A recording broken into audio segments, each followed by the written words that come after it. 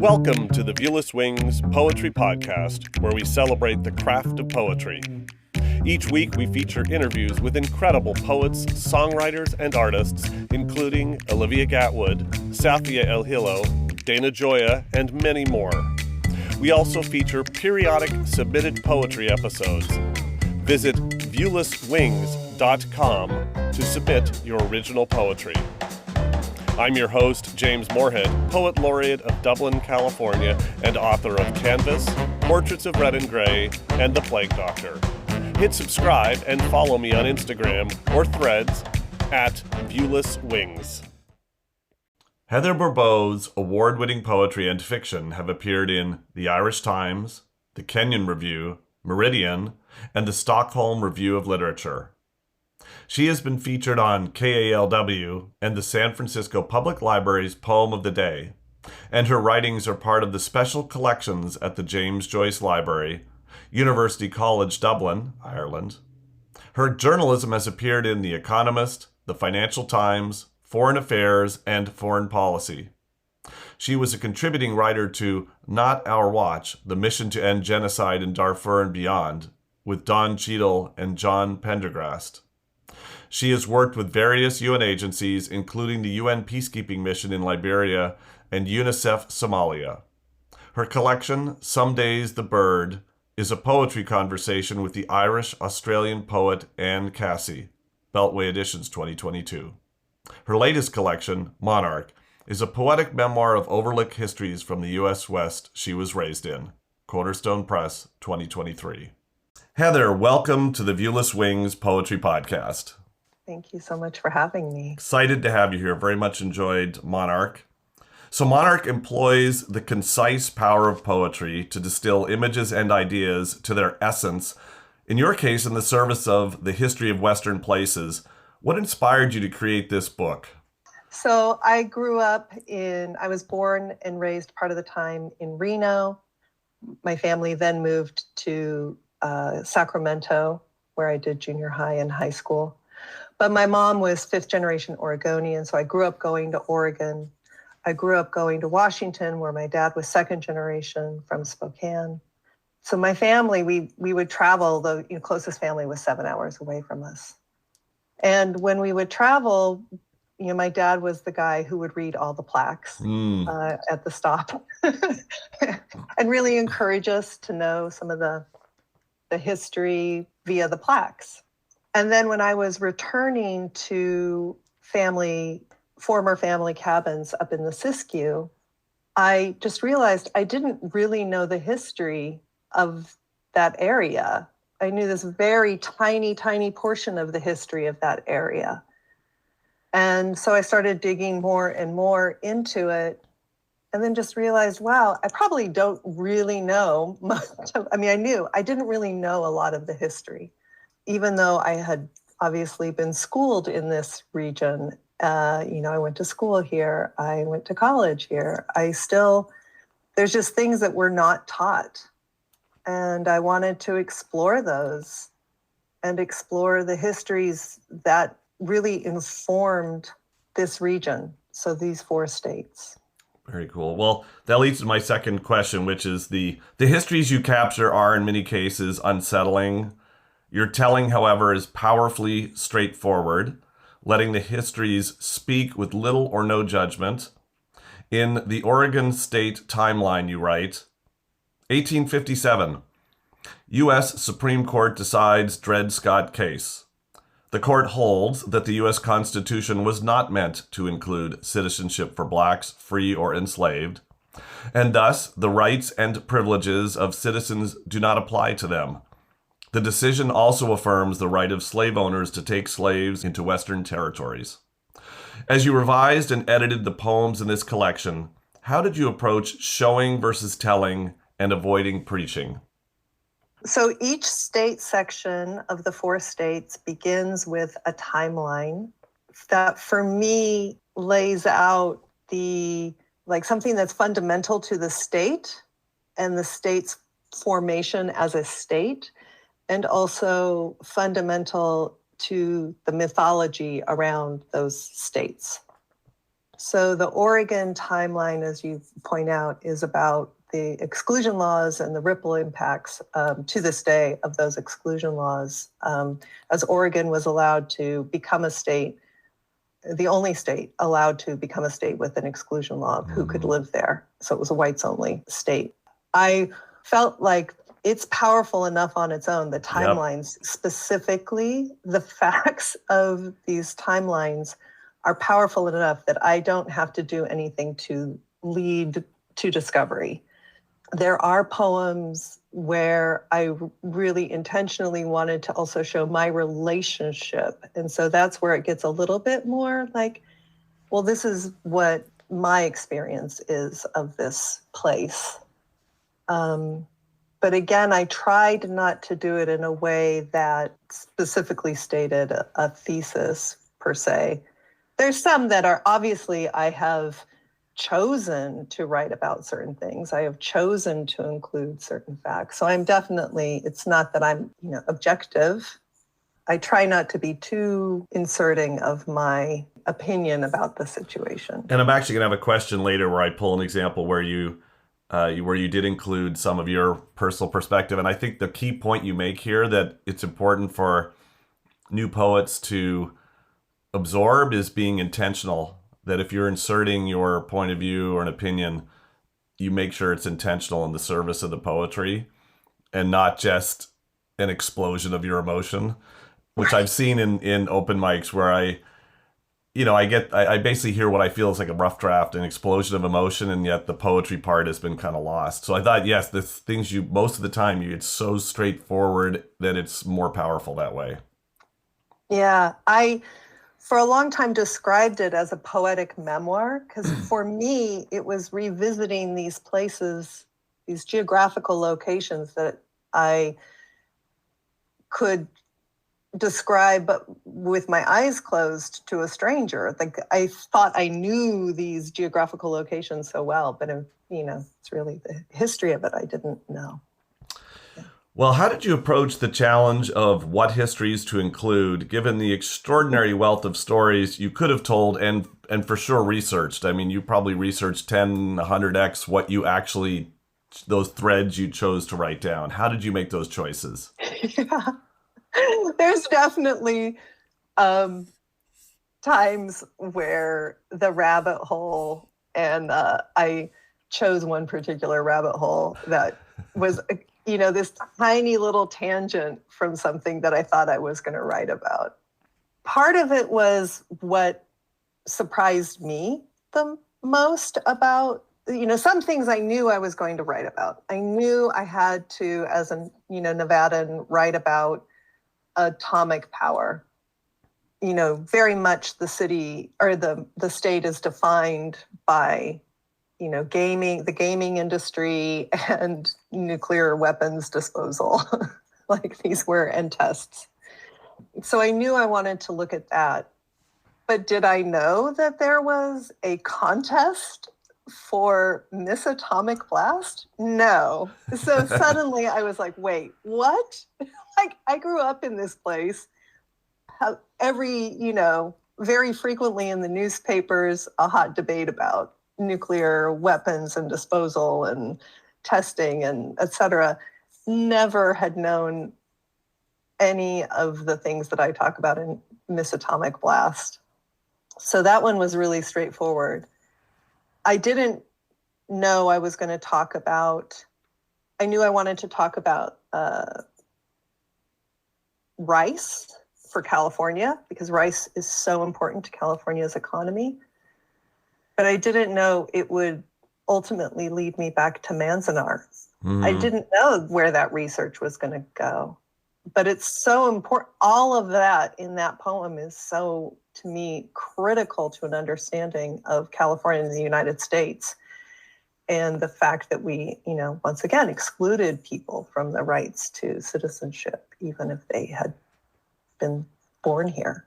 So I don't know if that answers your question, but I just let the things that really held me come through. I mean, there could easily be Monarch 2, 3, 4. There's a lot to cull from, for sure. No, I thought Yeah. that it was a very compelling book to read. Like I read it straight through, which is not always the case, and I just found it very compelling and fascinating. So I think you made good editorial choices. You employ prose poetry for many of the poems in this collection. In the fourth, you write, World War I, Wilson declared, the world must be safe for democracy. But the United States is always exceptional. Here, an ad exec can create the American Protected League. Vigilante volunteer. Counterintelligence. No training, no selection, no oversight. Justice Department approval. Fake badges. Real guns. How did you approach form in this collection from the tight, sharp phrases like this to more lyrical poems like Ghost Forest? Yeah. Yeah. Ghost Forest, so for those who have not yet read the book, looks at this amazing phenomenon, this petrified forest of Sitka spruce became evident that had been buried under the ocean because the waters were so low. It was such a dry year. So I wanted to bring in the fact that the indigenous tribe from the region had this amazing myth or story that kind of explains the actual geological event that led to that forest being covered. And to me, I wanted to explore that through something that really felt more poetic in the way that myths and legends and folklore ways of, history as it was generally passed down for generations. I wanted to use it, employ it in that way. Whereas with the fourth, I want it to be taught in schools. Mm-hmm. Yeah. I want people, to know their Fourth Amendment and their rights encapsulated in the Fourth Amendment. And also for people to really understand that we should be incredibly concerned about these anti-government organizations, or think of themselves as pro-government, but that are not associated, are not given training, accountability, guardrails whatsoever. They don't observe the rights that government institutions have to observe. And whether we hold them up to that standard is another question. But that we've had, it didn't start with McCarthy. Mm-hmm. It goes back further, and it goes back to people with guns who were, supported by the judiciary to spy on other citizens. And we have that happening now with organizations such as the Proud Boys, Mm-hmm. who are declaring themselves the protectors of freedoms while simultaneously denying people freedoms and destroying the democracy that they claim to uphold. So to me, I wanted all of that just to speak for itself, and I didn't want it to be obscure. Ghost Force is a little obscure. Yes, yeah.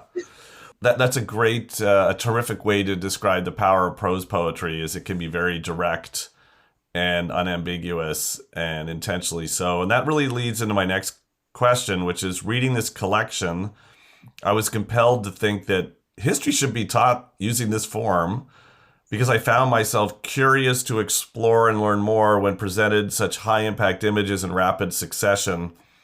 What are your thoughts about how history should be taught, and you just started to touch on this, to have the most impact with students?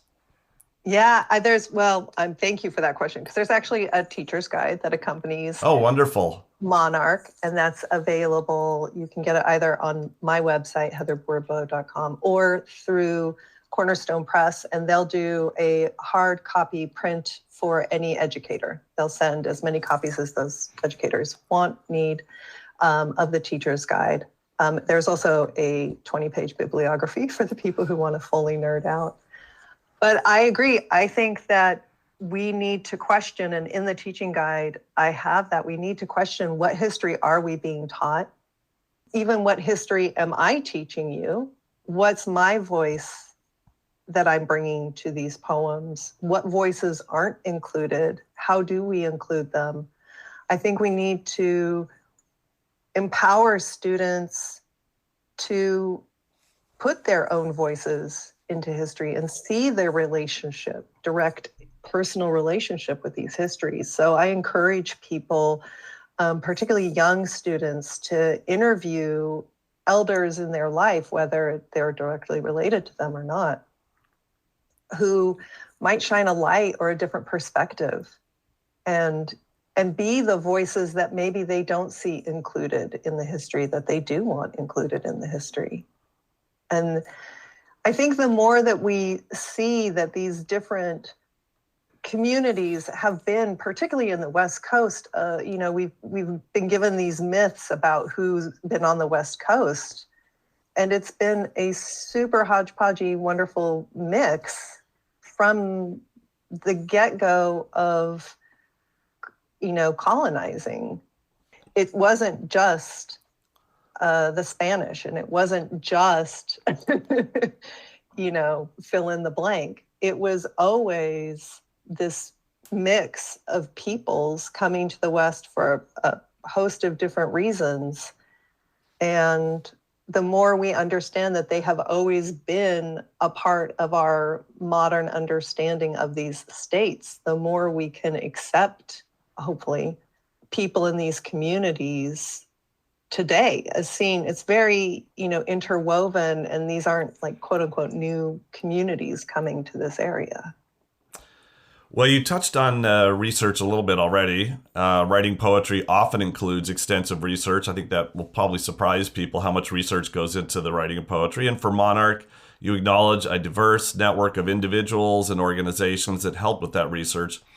What advice do you have for poets when incorporating research into their projects? And I asked that thinking of another interview in this series where a poet mentioned that you have to be a little careful not to get so immersed in the research that you lose sight of the fact that you got to write a poem at the end of the day. Yeah, well, I've lost a little sight, I have to say, because what am I doing after this? I'm going to the American Historical Association meeting in San Francisco. It's like, I might not be the right person to ask that question.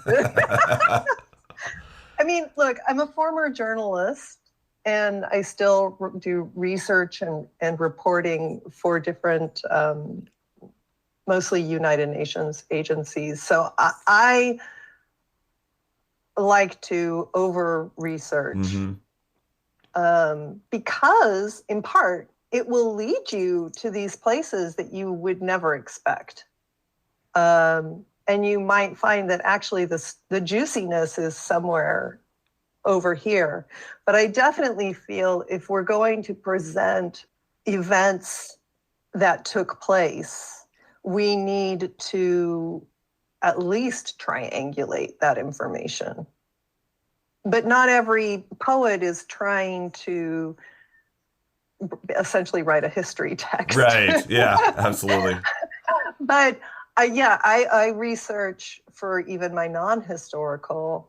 There's a lot of nature-based references that I do, and I want to make sure I'm referencing the correct plant or bird or tree. And I feel like there's a great power in that. But it helped me to set up artificial deadlines or real deadlines. For one poetry project, which was a book that took place over the course of 2021, I had to write a new poem every other week. So there was a very real deadline for that project. But with Monarch, I set up artificial deadlines with a friend whose book came out around the same time as Monarch, his memoir. And we just made that deal with each other to set up these deadlines and be accountability partners and check in so that we didn't get too lost in the weeds. Well, I do resonate with your point that if you, by going deeper, you can find extraordinary things. And I'm working on a book project that's coming out in a couple of years. And one of the topics I wrote about was the SS Jeremiah O'Brien, which is a merchant mariner ship and museum in San Francisco along the Embarcadero. And I walked onto the ship and immediately smelled oil. And I was really, the whole ship's immersed in it. And I was really curious what the oil was. So I did a whole bunch of research and buried in a PDF after like an hour digging around that the oil used on that ship is Bunker C black oil. And it's just an amazing find. It's like immediately, well, that's going to be in the title of the poem. Yeah, that's a great word. Isn't it amazing? Yeah, I was like jumping around. It's like that feeling as a poet where you dig, and then it's something that comes out that's so poetic and unexpected. And that doesn't happen all the time, but I'm sure you know exactly what I'm talking about. Oh, yeah. Wait, so where is that oil from? I don't remember now. It's just that's the technical name of the oil used on merchant mariner ships for whatever reason, and I'm sure it's like some used in other things too. But it's just like it was just a little piece of gold buried in a PDF about that and it was a history of that specific ship. So it was amazing. Oh my God! I mean, look, if it were me. I would get down into the weeds with that etymology. I am absolutely fascinated by that. It's such a great collection of words thrown together that it is very evocative and makes me want to like go down. Oh, absolutely. No, it was, Get ready with that cool. Rabbit hole. Absolutely. It could be its own poem on itself. Well, each of the 4 Western states you profile begins, as you mentioned, with a timeline in the form of prose poetry. Doing so frames each section very effectively. How did the structure of this book emerge, and how did the structure influence what histories to include and exclude once you really thought about the structure and what would work? I love this question because the structure was incredibly important to me from the beginning. It was inspired by this collection by Sean Wen called 20 Minutes of Silence Followed by Applause, published by Saraband Books. And it's about Marcel Marceau. And I personally find miming nails on a chalkboard, but it's an incredibly compelling, amazing book, in part because she uses these different forms. Like it's a biography essentially of Marcel Marceau, but she's looking at the auction list from when he died. She's looking at all these different things that are kind of the catalog of a life in these different forms. And it was so effective. And after I met her, and after one reading, I just said, "Oh, it's such an amazing collection," or whatever. And she said, "You could do that." I was like, "Well, yeah, sure. And yeah, right. Anybody can do it." And that was years before the concept of Monarch came to my head. Mm-hmm. And then Monarch came to my head, and I was like, you know what? I think this is where we play with form, because there are different ways to enter history. And I think this is where we can play with different form, but having it very structuralized. So there's the timeline at the beginning to sort of center and anchor you. And then at the end, there's a list poem, and they're all more modern, the most modern of the time, the eras that I'm looking at. And I thought, yeah, I think this is also a way to sort of close out and just leave people curious, sort of to pique that curiosity in a way that's softer, maybe. Yeah, no, it was very effective, and having the consistency kind of let the reader know me as a reader know what to expect, as you turn the page onto another state. I thought it was very, very effective. Well, one more question before I hand the mic over to you.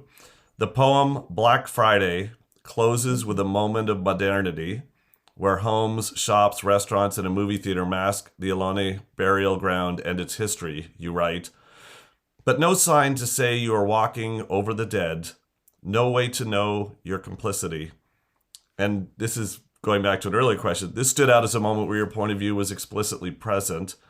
How do you approach the tricky balance of the voice of the poem and its images, the voice of the poet and their messages, and ensuring the end result is still poetry? And this kind of is building on a question I had before where I've been to open mics and I hear people expressing their anger, but it's really just a rough draft. There's not quite a poem yet. Yeah, so I can speak to that poem in particular. What I was trying to bring out is, the developers made these, so it's referencing for listeners who are not familiar with the poem, it's referencing the shell mound for the Lishan Ohlone that was covered and developed over several times over the course of modern history. And most recently, it's a shopping mall, the Bay Street shopping mall. And the developers of Bay Street made this nod to the Ohlone. The street is shell mound. There's this ersatz area, Ohlone area in the mall. It's very odd, but it doesn't explicitly explain why all of that is there and truly the importance of it. I think there's a small plaque, but it doesn't really get into the fact that there are still people buried there. Also, what happened to the bodies who were taken away. I mean,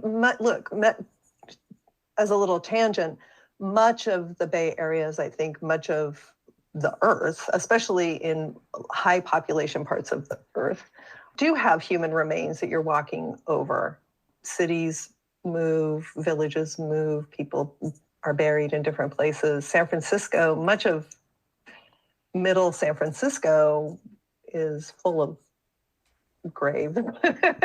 but there's something about taking away the spiritual significance for the people whose land was taken away. Like, it's just insult upon insult, injury. And I wanted to just say, like, well, if you're gonna do that, if you're gonna make this little nod to it, make it really explicit so that people know when they're buying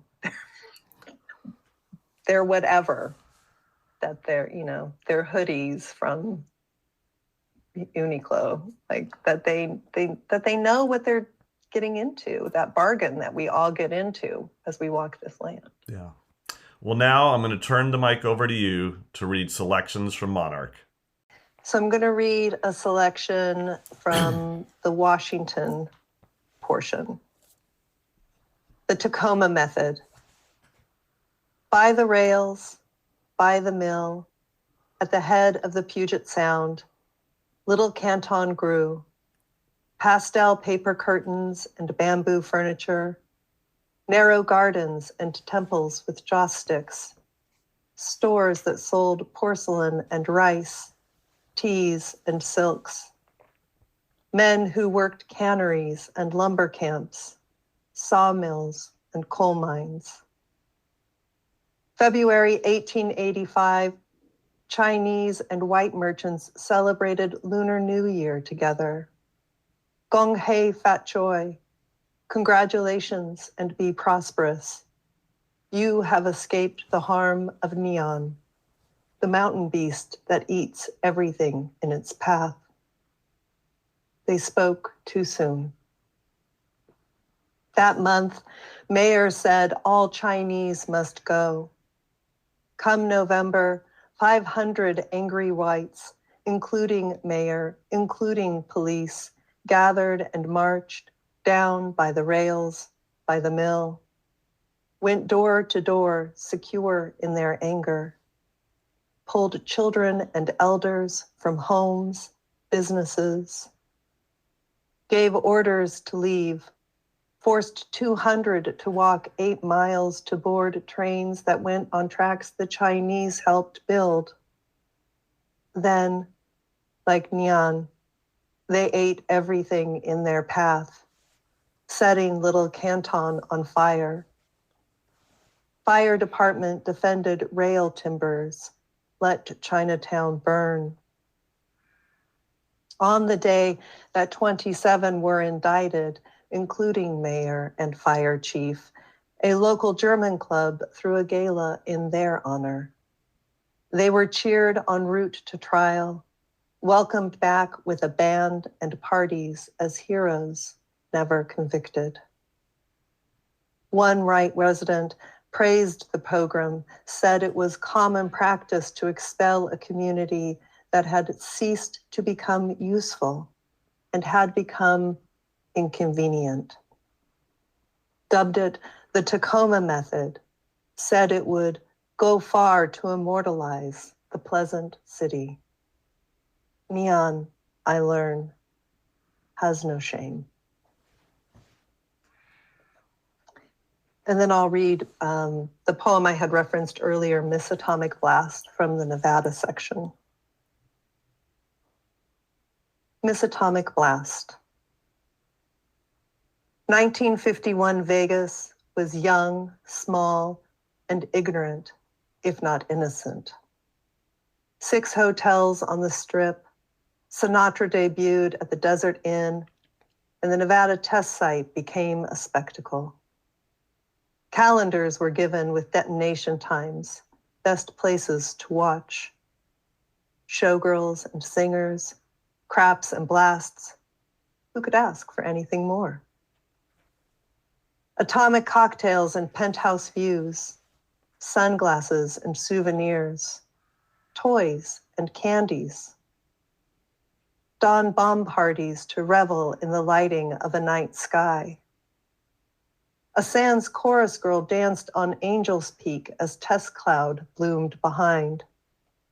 Her poses named apprehension and impact, awe and survival. Tests were named Annie and Priscilla, Hornet and Bee.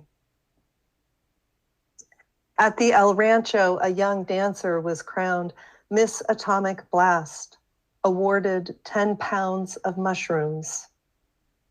In 1957, another showgirl won Miss Atomic Bomb, icon of blonde curls, red lips, white bikini with cotton mushroom from hips to chin. Flash blinded sheep, Joshua trees smoldered, burns killed livestock, but generals said the worst was a mouthful of dirt. The government said no danger outside the bombing range. 41 years, 928 tests. Soldiers who witnessed were more likely to die from leukemia, prostate, and throat cancers. And now, as fans of TV's Chernobyl rush to relish its devastation, the U.S. Department of Energy offers tours of the Nevada site, calls Sedan Crater the perfect place for a group photo. The pit created by a 104 kiloton device, 635 feet underground. Radiation signs hang from wire fences. The tour is booked out for a year. And then finally, I'm going to end with the title poem, Monarch. Monarch, the last California grizzly. Ursus, Arctos, Californicus, bear. Monarch, to rule alone. Colin Preston killed 200 grizzlies in one season. Mariposa Hotel served fried grizzly for 75 cents. A trapper made furniture from bear parts, presented a chair to President Johnson. 4 legs and claws, a cord to push the head, its gnashing teeth from under the seat. In 1889, Hearst asked a reporter to become a hunter, capture the last wild grizzly. 5 months later, deep in southern coastal wilderness, lured by honey and mutton, Monarch was captured. Gagged and collared, one leg well anchored, a rope around his loins, tethered to trees at night. He bit and tore at restraints, chewed the chains, splintered his teeth, spattered the trap with bloody froth. In San Francisco, Monarch was feted and feared, moved from gardens to park to zoo. By the midwinter exposition, the ostriches drew more spectators. But in 2006, a city beaten by quake and fire looked to Monarch's survival for inspiration. 5 years later, he would be put down, skinned, and stuffed. His remains buried, then exhumed. His skull lost, cracked, and broken. His taxidermied body, the model for the new state flag. On the white background, red star to left, walks a bear, head bent slightly, mouth open, teeth bright, free to feel the soft and rough of the ground, the green underneath its unchained feet. Well, Monarch, the last California grizzly, is so tragic and powerful. I'll never look at the flag the same way ever again. From the first time I heard this, where we were both at a speaking event, and knew immediately I wanted to read your book just based off of that one poem. And this poem appears early in the collection and effectively sets the tone of nearly forgotten histories that need to be told. How did you approach ordering the states in this collection? Was that, I think everything poets do is intentional in some way. So how did you think about the states that you selected and then the order of which the states that you presented them? Yeah, so the states I selected were because those were the ones that I had a deep personal history with. And the order, it's really alphabetical and time or chronological. Mm-hmm, mm-hmm. So I tried to make it as simple for myself as possible. As I not get caught up. Yes, there is a chance where you can get overly caught up in a decision where there's a very simple way to decide and you just let it be that. Absolutely. Yeah, and I didn't want the pressure of prioritizing one over the other. Yes, that's true. Yeah, it's like when you thank people, thank them in alphabetical order and avoid Exactly. any people reading anything into it. And in terms of you looking at the flag, can you ever look at the flag? Did you have any awareness of this history of the flag before you wrote that poem, or is that something that you became aware of? I certainly had no idea that was the history behind the image. Yeah, I had no idea. Again, I am a very curious person.